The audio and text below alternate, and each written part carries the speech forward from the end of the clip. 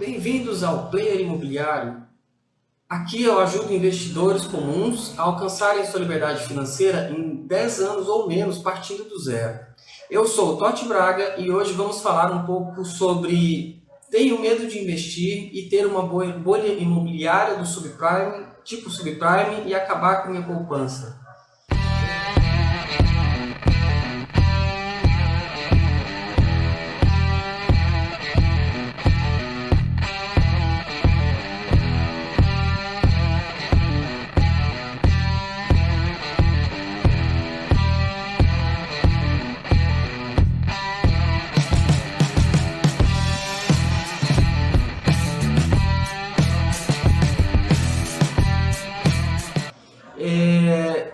É um medo bem coerente, né? Porque na época do subprime, muitos mercados caíram, muitas pessoas perderam muito dinheiro, tiveram casos de quem perdeu suas casas, perdeu tudo que tinha, perdeu até mais do que tinha por conta desse problema da bolha do subprime. Então, é um assunto que eu resolvi trazer aqui hoje, porque acaba que esse tipo de problema, ele vem trazendo junto um medo de tomar uma posição para você tomar as decisões que precisa para poder atingir sua liberdade financeira, né?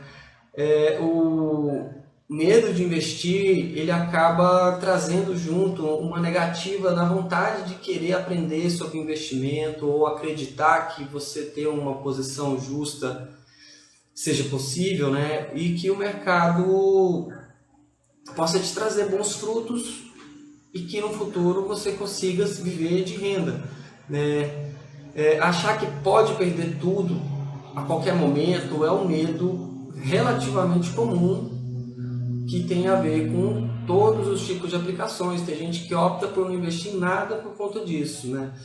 E junto disso vem algumas crenças muito limitantes que pegam a pessoa mal preparada ou então insegura e faz ela virar algo fácil de pessoas que não estão com tão boa intenção, ou então que simplesmente a pessoa vai optar por péssimas condições de remuneração por medo de perder. E fica nessa crença de que uma bolha não vem do nada, pensa que liberdade financeira tem a ver com dinheiro e a quantidade de dinheiro que acumulou, sendo que não é bem assim, né? Olha, uma bolha, para quem ainda não está acostumado com esse termo, está entrando às vezes para ver o canal pela primeira vez ou está começando a ver sobre investimento, uma bolha é um efeito de crescimento rápido, porém bastante frágil, né? É quando alguma coisa, algum ativo sobe demais o preço, mesmo sem fazer muito sentido, de repente, quando você vê, simplesmente estourou. E quando isso acontece, quando essa bolha estoura, ela afeta o mercado todo, ela não fica restrita só àquele mercado que teve a bolha, né? Um exemplo é o que a gente está usando aqui nessa live, que é o subprime, a crise dos imóveis de 2008, que foi a última grande crise do mercado e que nessa crise teve um impacto muito grande na economia dos Estados Unidos, da Europa e também um pouco aqui no Brasil, sendo que algumas economias praticamente faliram na época, né? Mas assim, eu aqui hoje falando sobre essa questão de bolha imobiliária, subprime e tal, é importante deixar claro que eu não vou me referir a quem investe em renda fixa por um motivo muito simples. Com certeza investir em algo extremamente conservador é melhor do que não investir em nada. Isso não tem como ser comparado, né? Porque quem tem essa consciência de aplicar e ter essa disciplina já está com um grande passo dado na vida. O próximo passo dessa pessoa, com certeza, é às vezes procurar alternativas melhores, procurar buscar mais confiança em nível de informação para fazer algo melhor. Essa daqui também não é uma live que eu vou te ensinar a ser um expert sobre bolhas e que em qualquer situação você vai poder analisar qualquer bolha que tenha e ter uma conclusão de que isso é bom, isso não é, não devo confiar nisso ou devo confiar naquilo. Por um motivo muito simples, crises são feitas depois de uma sequência de eventos, de decisões ruins, de decisões que envolvem, às vezes, entidades governamentais ou não, que deveriam ser base de confiança, que acaba tomando uma postura que não é de confiança, né? E por isso não dá para poder colocar tudo quanto é crise no mesmo balaio para sempre tomar as mesmas decisões. E eu também não tenho aqui nessa live uma solução milagrosa para isso, de falar, se você sempre fizer isso aqui, você está imune a crises. Não, não é bem assim, né? E eu também não vou decidir por você aqui no que você deve investir ou se deve investir em alguma coisa, né? Porque por mais que você tenha informação, a decisão sobre os seus investimentos será sempre sua. E toma cuidado, porque o medo desmedido de perder vai acabar te levando a perder. Porque você está buscando perder dinheiro e não ganhar. Então, quando você busca a perda, você vai encontrar essa perda, né?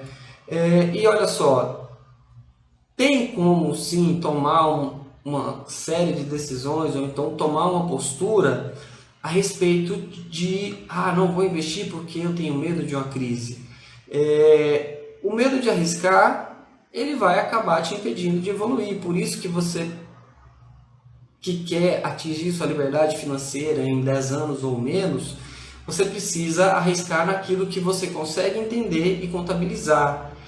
Ninguém, absolutamente ninguém, está imune a uma bolha sistêmica. Mesmo quem toma as decisões certas no momento certo, tem que ter pulso firme para poder seguir suas decisões e conseguir ter bons resultados dessa decisão, né? Uma crise sistêmica, uma bolha de verdade, uma bolha que ela realmente é isso, ela afeta empregos, uma bolha afeta renda, uma bolha afeta regras de mercado, altera formas de operação no mercado, por exemplo, tudo isso. Por exemplo, olha aqui, como que afeta empregos?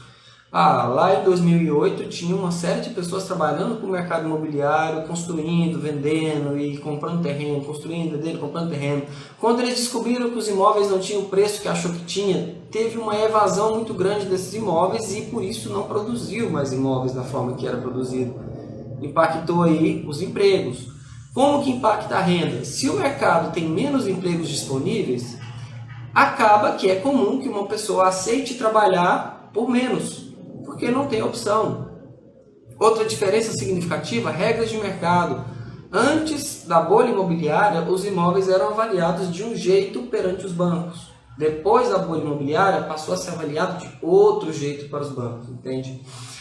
São coisas que afetam diretamente toda a conduta de mercado, sendo você parte dele direta ou não, né? E como que é a melhor forma de superar isso aí? A melhor forma de superar esse tipo de problema é você ter um bom plano e seguir esse bom plano. Você precisa de um bom plano e disciplina. Outra forma que vai te ajudar, que faz parte do seu plano, é você investir em ativos sólidos, que são ativos que têm fundamentos, que têm sentido crescer da maneira que promete crescer, né? Por exemplo, uma empresa que produz aço numa época em que a construção está em alta. É bem provável que essa empresa vai vender bastante aço e que precisa investir em maquinário, por isso ela emite título de dívida. Então, às vezes, se o faturamento dela está diferente e a dívida dela está aumentando, não quer dizer que ela está quebrada, quer dizer que ela está investindo. Você tem que entender os fundamentos de onde você aplica o seu dinheiro. E, em terceiro lugar, que é muito importante você investir em conhecimento de qualidade, investir em cursos, investir em bons parceiros de negócios para que você consiga ter informações de muita qualidade e usar essas informações a seu favor, porque não adianta você se informar e não fazer nada. Vou te dar aqui alguns exemplos de pessoas que aplicaram essas regrinhas de maneira sólida e consistente e tiveram bons resultados mesmo em momentos péssimos. O player atento, aquela pessoa que está no mercado para poder fazer acontecer e ganhar com isso, para gerar valor para todo mundo, e quando ele decide fazer alguma coisa, ele estuda isso antes com informações suficientes para tomar uma decisão. E olha que na crise de 2008, que é esse exemplo que eu vou dar para vocês aqui, esses investidores nem eram tão grandes assim, eles tinham dinheiro bom aplicado, eles e o pessoal que estava junto na forma de fundos de hedge, fundos de investimento, ou então investidores com um pouquinho de dinheiro que fizeram virar um tanto bom de dinheiro, eles fizeram uma diferença imensa. Essa história foi contada num filme que chama A Grande Aposta. Quem tiver curiosidade de saber mais como isso foi, recomendo que assista esse filme, que é muito interessante. Lá são 3 grupos de personagens, que um é encabeçado pelo Christian Bale, fazendo o personagem de Michael Burry. Do outro lado tem o Steve Carell, que fez o personagem do Mark Baum, que foi baseado numa pessoa chamada Steve Eisman, que foi o verdadeiro operador do mercado na época. E teve também o terceiro grupo, que é do Ben Rocket, que foi o Brad Pitt que fez esse papel. Né? Tem outro personagem, que é o Jared Vanett, que estava no mesmo grupo que o Mark Baum. Esses 3 perceberam que os imóveis estavam apresentando problemas, porque eles analisaram todos aqueles títulos que tinham lastro nos imóveis e descobriram que as pessoas não estavam pagando como deveriam pagar, e nem os bancos estavam prestando atenção nisso. Acontece que teve uma cadeia de eventos, que eu vou explicar mais tarde nessa live, que culminaram naquela grande crise, e por mais que muita gente tenha perdido, eles ganharam, e muito bem isso aí. Tanto é que no fim do filme tem um rabisquinho no quadro lá de um dos personagens com um ganho de 489% em cima do dinheiro que o fundo já tinha, e olha que ele nem chegou a aplicar tudo que tinha, porque ele tinha que ter reservas para as garantias. Então, quem pensa assim, eu não vou investir porque eu tenho medo de perder o mercado, geralmente roda em cima desses 4 mitos que eu vou te dizer agora. O primeiro mito é o mito de achar que não tem como escapar de uma bolha. Eu vou adiantar um pouco esses mitos para vocês já terem ideia do que eu estou dizendo aqui. O segundo mito é, sempre que os preços sobem muito, é uma bolha. O terceiro mito é seguir cegamente os relatórios de corretoras e fundos de investimento e bancos, né? E o quarto mito é achar que não precisa entender bem de investimentos. Olha só, como cada um desses mitos pode acabar com seus investimentos ou simplesmente delongar demais a sua liberdade financeira. Esse primeiro mito, que é o mito de pensar que não tem como escapar de uma bolha, te torna refém de uma situação impossível de ser mexida. Esse mito te impede de tomar boas decisões, de sair do lugar e cuidar do seu futuro. Basicamente isso que eu vou falar um pouco mais sobre isso daqui a pouco. Sempre que os preços sobem, não é necessariamente uma bolha. Tem muitos fatores que explicam esses crescimentos, e um deles é uma bolha de mercado. E muitas vezes essas bolhas acabam sendo intensificadas porque todo mundo segue relatórios sempre das mesmas pessoas. O fundo imobiliário, o fundo que você vai investir, qualquer, eles vão dar informações baseadas nas premissas. Que na época do subprime a premissa era de que todo título de imóvel era classe A ou B, era sempre de altíssimo nível por ser garantia real. E achar que não precisa entender de investimentos, de todos esses erros, é o pior deles, porque quem acha que não precisa de investimento acha que liberdade financeira vem com a sorte. De repente alguém acorda com bom humor e despeja no seu colo aí um presente de liberdade financeira para você parar de trabalhar. E não é bem assim que a coisa acontece. A sorte a gente planta, ela não cai no colo da gente. E essa pessoa acaba não investindo em cursos achando que é caro, acaba não buscando ativos com fundamento, e aí quer ter um ganho mágico de um dia para o outro e acaba se perdendo num círculo de apostas que é complicadíssimo, que eu já vi problemas sérios causados por conta disso, né? Então, como que esse tipo de mito leva a tomar decisões ruins para os investimentos? O primeiro grande problema que pensar essas maneiras que eu acabei de falar gera é que acaba que a pessoa fica rezando para ver se dá certo e não resolve o problema, né? Então, eu apliquei no investimento e começou a cair e eu estava com medo de perder e não saí, acabou que dançou. Sim, isso aconteceu porque não teve um planejamento que determinasse um limite para a saída desse investimento. Todo investimento ele tem que ter um objetivo de ganho e um limite de perda. E tem que ter a disciplina de aceitar cada um deles, né? E além desse problema, quem acha que só juntar o dinheiro e acumular riqueza é aquilo que vai conseguir fazer com que você tenha renda passiva e alcance a liberdade financeira, está com um problemão nas costas e não percebe, porque não se trata de volume financeiro que está na sua mão, se trata da educação financeira que você tem, né?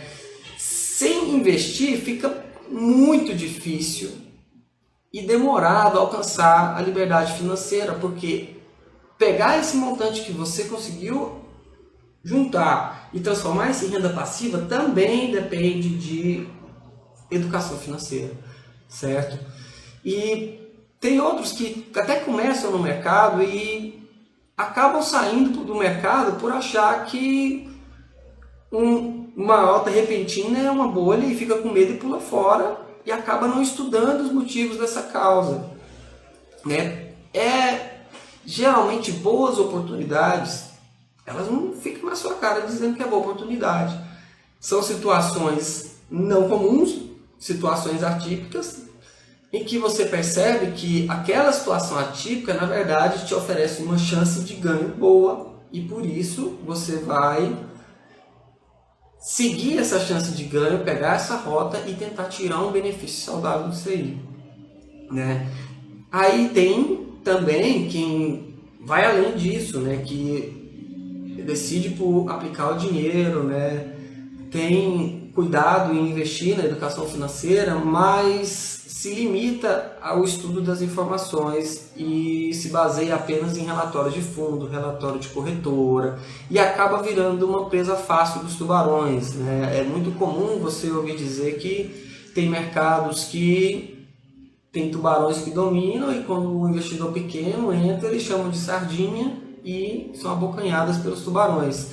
Isso acontece com quem investe sem se informar bem, né?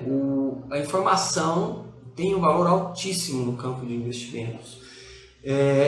Tanto é que isso foi alvo de um estudo muito profundo que vale a pena dar uma olhadinha nisso aí, que pode até virar um futuro vídeo para esse canal aqui, para quem tiver interesse de saber um pouco mais sobre o assunto, que é um assunto que chama Teoria de Mercados Eficientes, onde eles analisam e falam como o mercado se comporta e como conseguir resultados no mercado baseado na qualidade das informações, né? Pessoas que entram no mercado com informações fracas, pessoas que optam a se manter no mercado com informações medianas e pessoas que têm fontes fortes de informação, que nessas fontes você acaba surfando nessa praia um pouco mais leve e eficiente, né?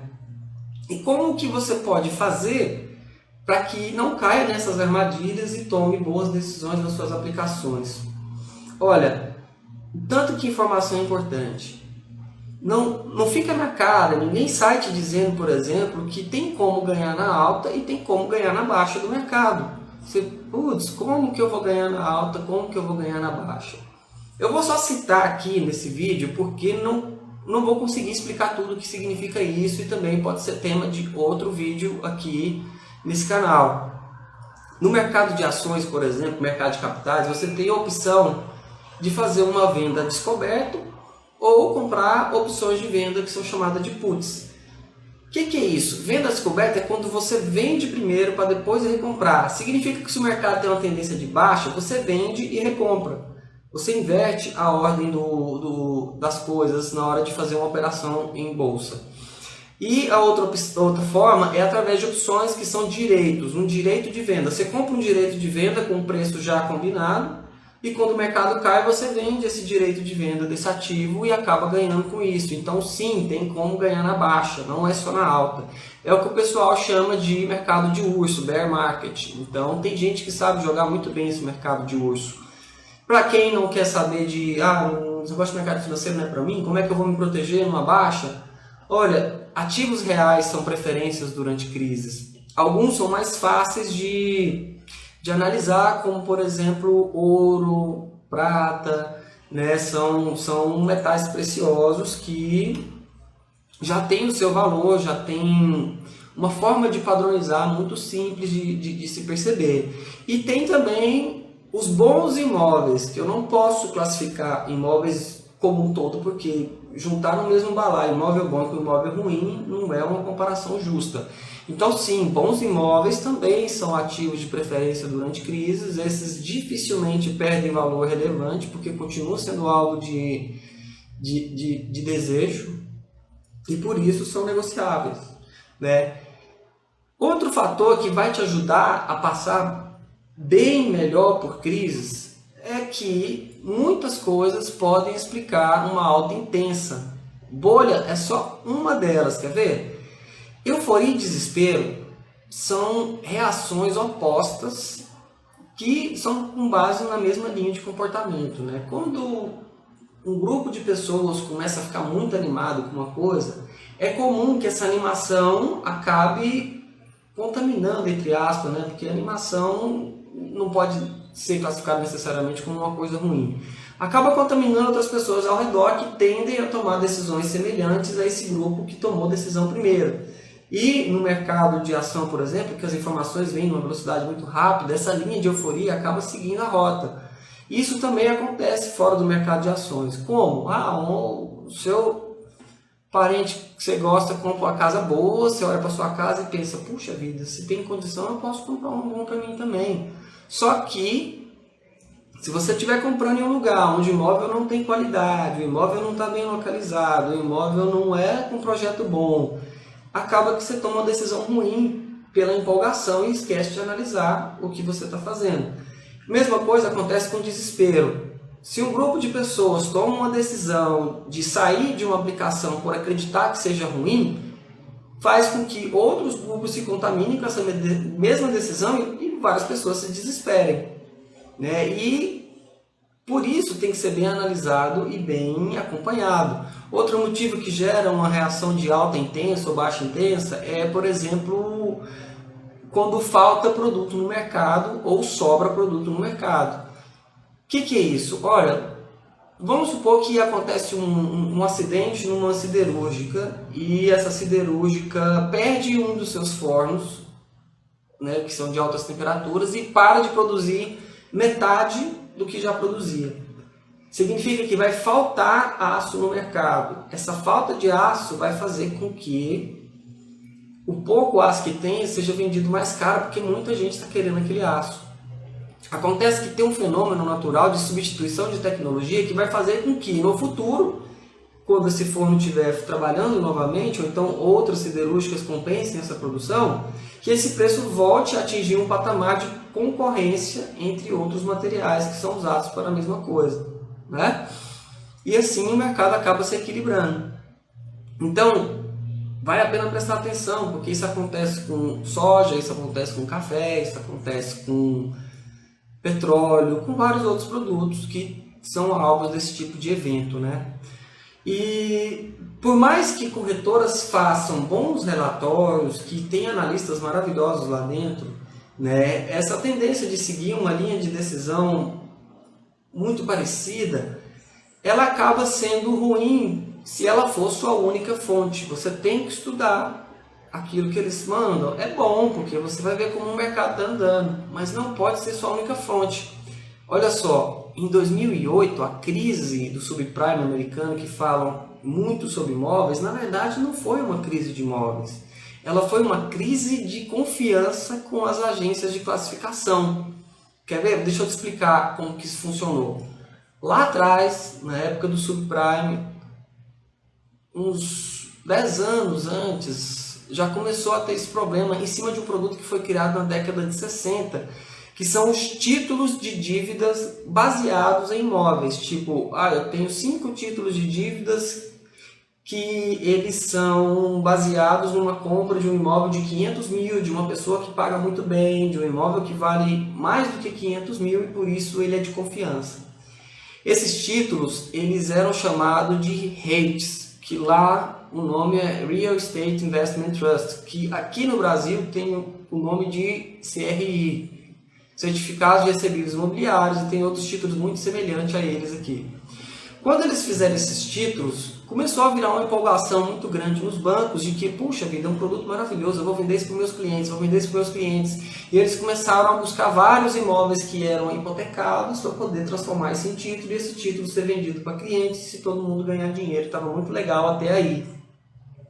Acontece que, com o tempo, ficaram cada vez mais escassos os imóveis e eles começaram a aceitar imóveis que não eram tão bons assim, ou ainda pior, eles começaram a aceitar título de dívida de pessoas que sequer eram analisadas se conseguiriam pagar aquela conta ou não.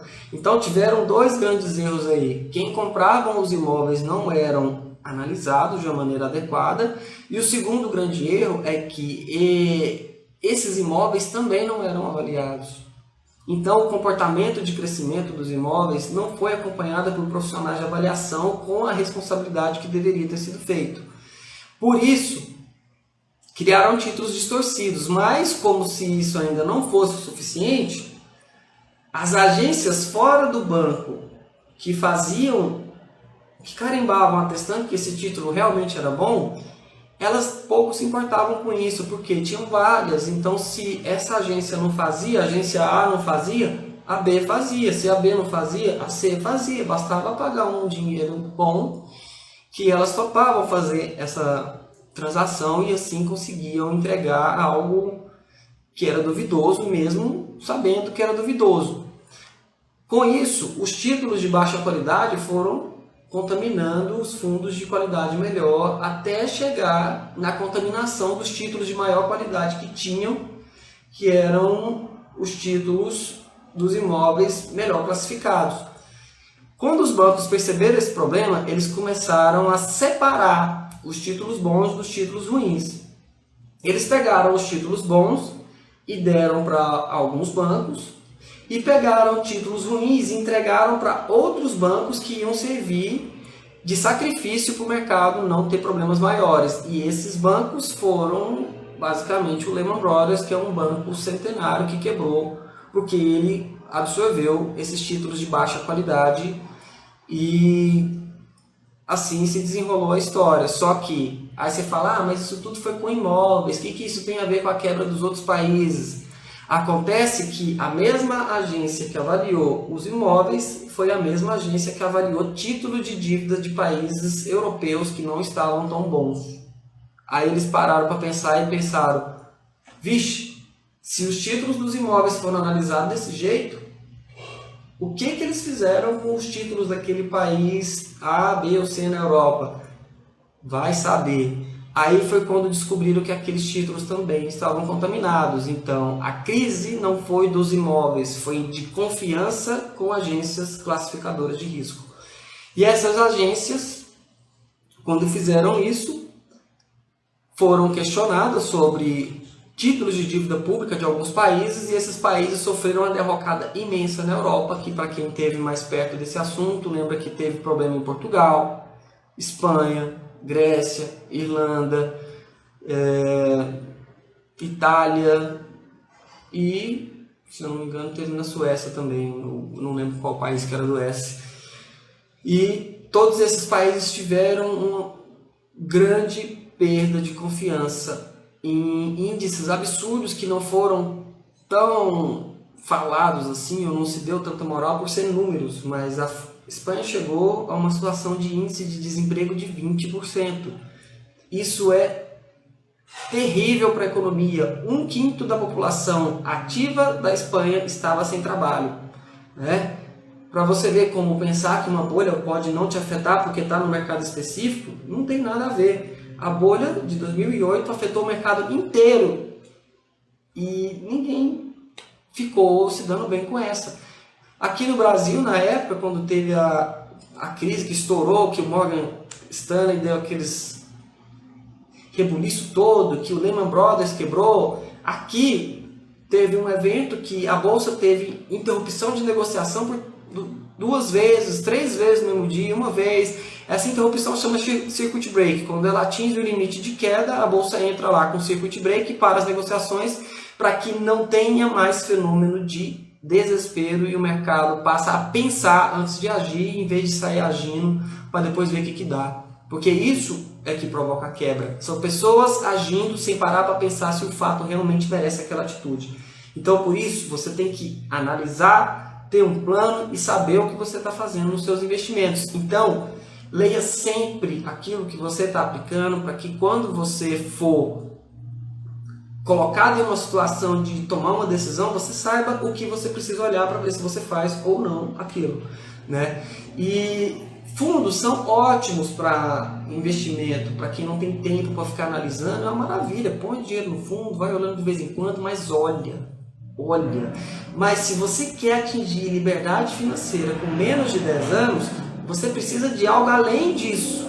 Você olhar, pegar seu dinheiro e colocar no fundo e deixar ele lá, subindo, descendo, acompanhando devagarzinho, pode ser que seu desempenho não fique dentro daquilo que você espera e você retarde sua liberdade financeira por mais tempo, sendo que você poderia estar numa situação muito melhor com o mesmo trabalho, né? Então, estudar fundos da maneira séria e correta dá o mesmo trabalho de investir qualquer investimento, porque fundos são vários ativos e até você conseguir compilar esses ativos, entender o mix da carteira e ver o que está acontecendo para ver se está coerente, você já poderia ter feito coisa melhor na sua vida, né? Fundo ajuda sim para quem não quer conseguir liberdade financeira com 10 anos, para quem pouco importa se é daqui 5, 10, 15 ou 20 anos. Mas se você quer com 10 anos, olha bem se vale a pena você estar nesse fundo que você está aplicado, né?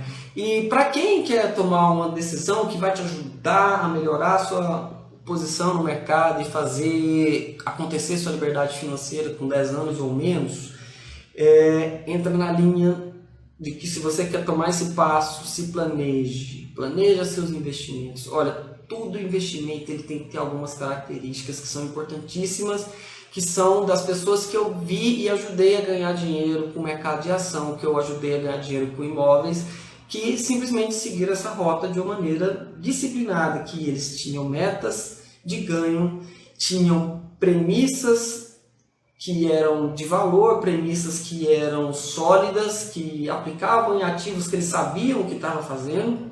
Você tinha expectativas de comportamento de mercado, eles imaginavam como essa curva ia trabalhar, inclusive o Warren Buffett faz muito disso, o mega investidor da bolsa lá das bolsas dos Estados Unidos, né? E essas aplicações, elas têm um comportamento que tem que ser analisado e tem que ser aceito ou não pela sua carteira. Você tem que ter momento de entrada no mercado, que é quando você vai lá no gráfico e vê um ponto bom de entrada. Você tem que ter um momento de saída, que é a sua meta, né? Se você, eu tenho uma meta aqui de comprar por 10 e vender por 11,50. Quando chega em 11,50 você simplesmente vende. Mesmo que tenha chance de crescer um pouco mais, se você vê que essa galopada está indo mais longe, você entra de novo. Você tem que ter um limite de perda máxima. Se seu ativo entrou com 10, você viu que ele chegou ao preço de 8,50, tudo bem, já tá bom para mim. Eu não quero mais do que isso, porque a partir disso aqui quer dizer que a empresa não está tão legal e eu não quero pagar para ver. Ou então, se eu entro no imóvel e percebo que ele pode ter um comportamento ruim, e é melhor que eu procure outra alternativa de imóvel, que melhore as condições do meu para que ele se modernize e tome uma posição de mais valor no mercado. E tem que ter um objetivo de ganho. Se você está numa etapa de geração de patrimônio, a sua postura é uma. Se você está numa etapa de geração de renda passiva, a sua postura é outra. Então, essa conduta ela tem que ser planejada, essa conduta ela tem que ser vista de uma forma que você consiga aceitar com facilidade. E aí você acompanha de perto os seus investimentos, os seus planos, para ver se você consegue manter aquela posição, o que você tem que fazer no próximo passo.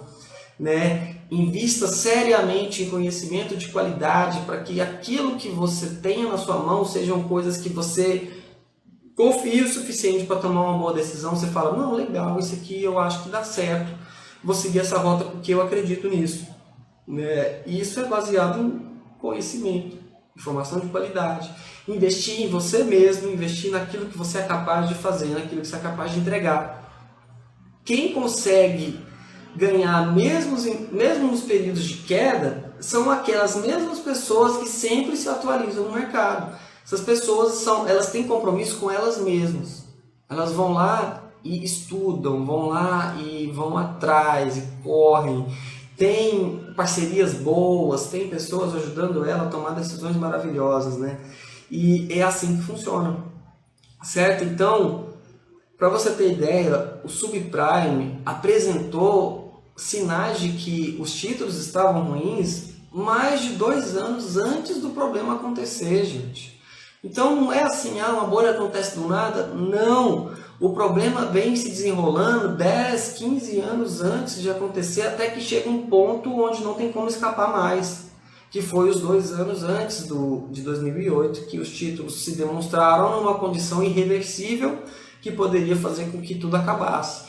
E aí o que as pessoas que ganharam fizeram? Peraí, deixa eu ver se alguém mudou a postura sobre isso.